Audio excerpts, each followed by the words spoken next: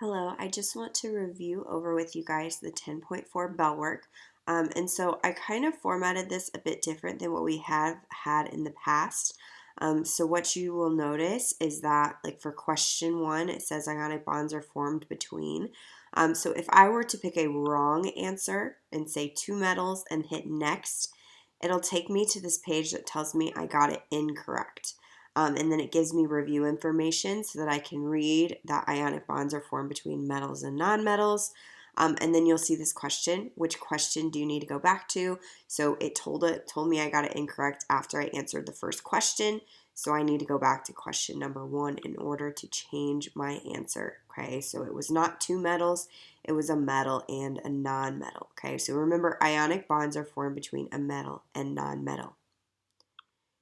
Okay, if it takes you to the next question, that means you got the question right. Okay, so you only got it wrong if it takes you to that incorrect page.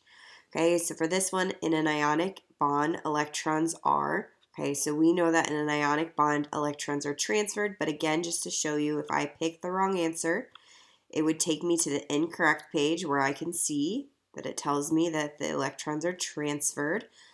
So I got the question two wrong, so I need to go back to question two. So for question two, it is transferred. And then for question three, what would be the oxidation of the following transition metal? So we have iron, and then in parentheses, we have the Roman numeral. Remember that the Roman numeral tells us what the charge of that transition metal would be.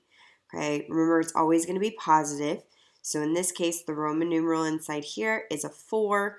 Like I said, with all of the metals, they're always going to have a positive oxidation. So plus 4 would be the answer for that one.